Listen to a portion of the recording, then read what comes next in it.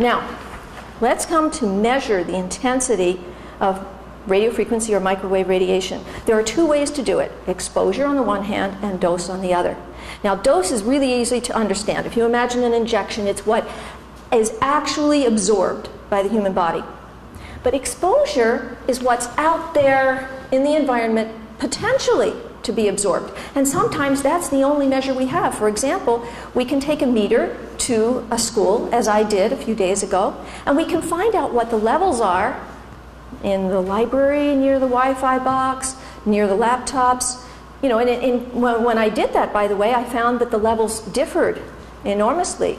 You know, some of the laptops with Wi-Fi had levels that were, 7 to 9 or 10 times higher than some of the other laptops. And so the students who, if they were assigned consistently to sit at the two higher exposure level laptops, might see symptoms before other students do if there is a cause and effect relationship there.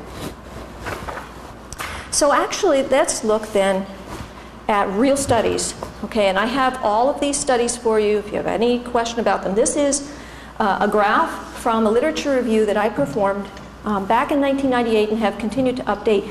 The fact that this was from 1998 is really important because it shows that, now, by the way, Canada Safety Code 6 was established in 1993. So this is 5 years after that. And enough studies had come in by that time to show with certainty that we have, that the safety standard or guideline really is wrong. Now, let me prove that to you. Right here, where you see the yellow box, it says FCC, maximum permissible exposure. That's the same as Canada Safety Code 6. Okay? And it involves these two yellow lines that cross over here. They're kind of subtle. And those are the levels that Canada and the US both allow for microwave and radio frequency radiation exposure. This is a chart that is exponential or logarithmic. And what that means is that I've squished an enormous amount of data into a tiny space so that it can all fit on one page. On the bottom here are various studies. This actually includes about 50 studies. It shows 41 here. But in some cases where one researcher has done a number of studies that were very similar, I put them in the same column. So this is about 50 studies, all of them either at or less than the levels allowed by the US and Canada. In some cases, these studies showed effects 1 million times less, at levels 1 million times less than what US and Canada allow. Those studies tend to be the ones that ran for long periods of time.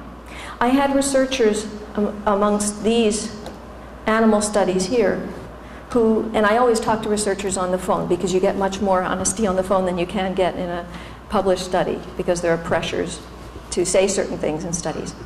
And some of them would lament, oh, if only I had the funding to continue my study longer, I could have shown these effects at much lower levels.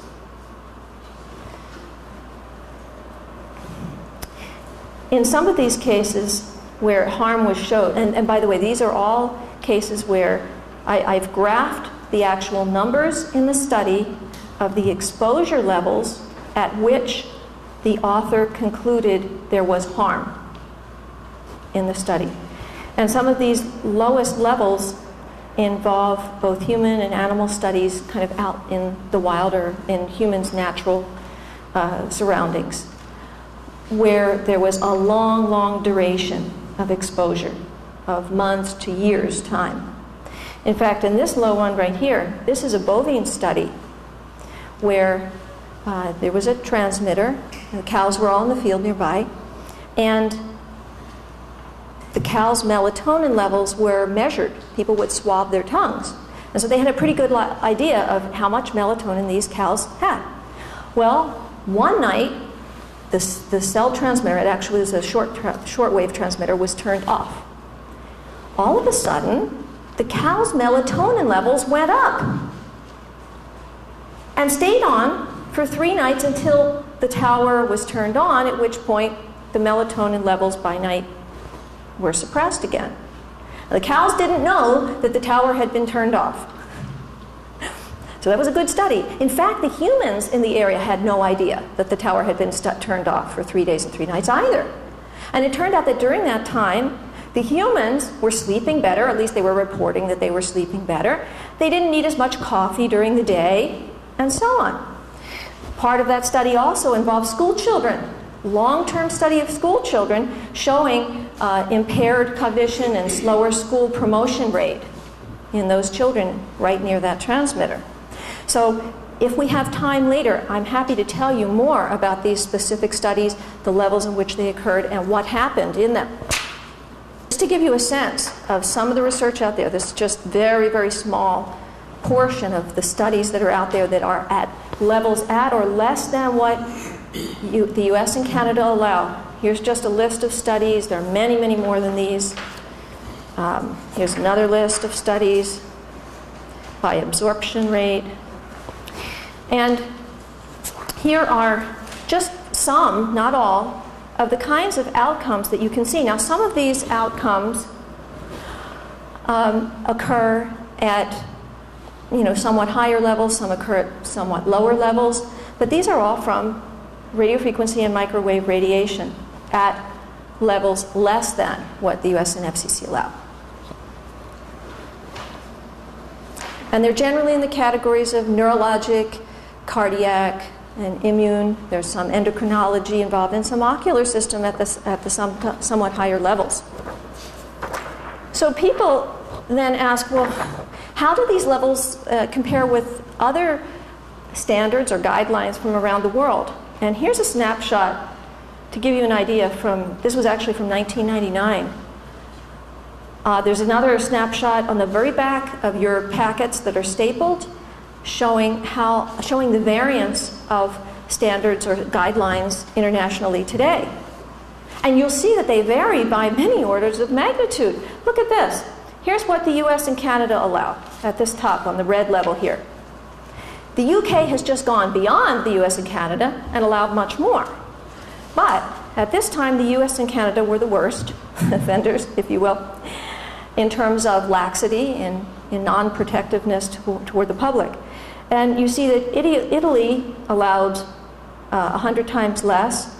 The Eastern Bloc allowed 1,000 times less. Salzburg, Austria allowed only 10,000 times less than the US and Canada allowed. The amount recommended by Dr. Neil Cherry of New Zealand to avoid neurologic effects was 100,000 times lower than that. And the effect where you start to see some effects in humans occurs even lower than that. So I think it's pretty clear that these public exposure standards or guidelines are really quite arbitrary.